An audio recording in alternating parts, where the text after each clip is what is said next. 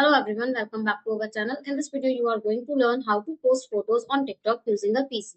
Create visual posts from desktop. Method 1. Create a photo slideshow video on your PC.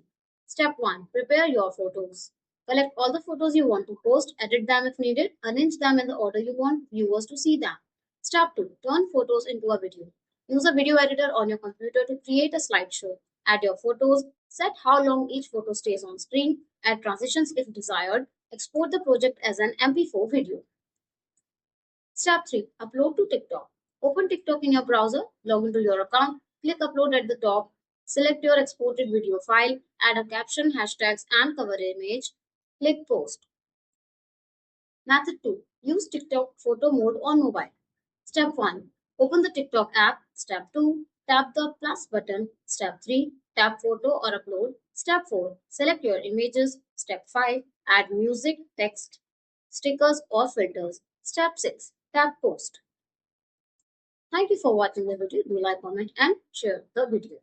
And don't forget to hit the bell icon and subscribe to our channel.